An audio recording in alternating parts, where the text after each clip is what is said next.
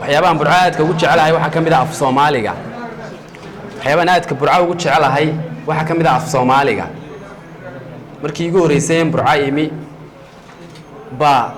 madaxa aanay xanuunayaan imiyo safarkii madaxu igu soo yar xanuunay waagii ugu horeysay meelaha 7 sano 8 sano ka hor bay baan malaynayaa dabadeed farmasi baan galayo islaan yar baan ku arkay markaas oo iibsanaysa dawo iibsanaysa marka anigu caafimaadkaan dhigtaa marka bahda caafimaadka aad ku jirto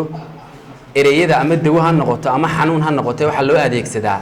ereyo ingiriisi oo qalaad baa badiya la isaga adeegsadaa waayo ama af Soomaaliga baan lagu fiicnayn ama waanu hirgelayno dadkii baan hore u garanayn islaanta garan maayo in hawdka ka timiyeen miyi ka timiyeen burco joogtay ma kala garanayo laakiin ereyadii ay kula hadlaysay ninka farmasiga ay dawada ku dalbanaysay ilaa hadda meel baan ku qortayo markay caafimaadka timaado ereyadaasaan adeegsadaa marka magacyada alla baxaysaan sidigmaal iyo waxyaabaha quruxda leh burca leedahay baa kamid ah waxyaabaad ku qoslaysaa ama aad ku jeclaysaa waxa kamid ah meel kasta goob kasta sakad kasta fooq kasta meel kasta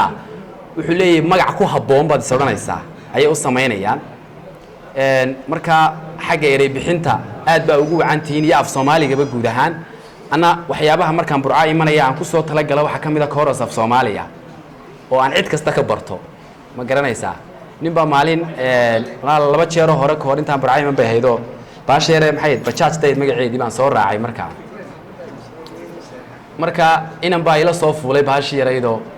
markaas ku nimsaad bixinaysaa wax ma garay waxba ku 2500 waxba ku yiriyo kaas goor maxaa ka xaasila 2500 ya maxaa ka xaasila ay ku yiri marka aad u fiirsato waxyaabaha nimcooyinka aydan dhaadanayn haatan ee hadii aad meel kala tagto aad dhaadayso waxa kamid ah qaniinimada af Soomaaliga markasta oo dhanka bari loo soo kaco taasina waa waxa dheertihiin markasta caasimad kastana aad dheeraan doontaan waan idinku hambalyeynaya walaalkayga buuga qoray walaanan buuga si fiican u daalacan hadana wuxuu eegay buugtiida in caruurta wax ugu dhigi lahayn oo afka Carabiga dastuurkeena wuxuu ku qoray afka labaad hadana waxaad moodaa xariifinteenu inay Ingiriisi nagu hadashiisa badanka oo ma garanaysaa ay markaan imika yaro Ingiriisiyeed kula hadla xawansan abwaankan waa abwaan yaro xadaariyaba moogtahay haddaan yaro Carabiga ku daray xawansan waa yaro wadaad bad oranaysaa Soomaa marka waana aragtida kolba afka laga qabaabay ku xiran tahayo haddii aad aragtaan maanta madaxweyne wasiir nin hay'ad haysta nin agaasimo ah nin xil hayo oo aqoon-yahana oo af Soomaaliga ku warwaranaya oo ereyga uu ka culus yahay adeegsanaya af Soomaaligiinu micnuu sameynaya laakiin markasta oo xil lagu yara dhiibay markasta agaasimo laga dhigo ama CEO laga dhigo haddaad tiraado in yaro Ingiriisi u baahan tahay si aan dadka u dhex galo ya yaro integration aan u sameeyo ya initiation ku wuxuu noqonayaa magaanaysaa project wax noocaas haddaad samayso af Soomaaliga uun baad wiiqaysaa moogtahay marka afka Carabiga oo ah afka ay tahay inaynu ku daadano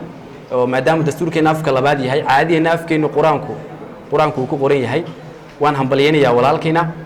taakisa ko meeshu baan hurdayo wala soo kiciyeen waxa la igu yiri warkaale xaflada meeshan ka jiro tan hoosaan ku qaldamo tan hoosaan jooga halkan saraan maka soo koray marka u malayn waqti u haysaan maanso oo walaalada iyo niman abwaano iga horeeyay baa ayaa tixaydin mariyay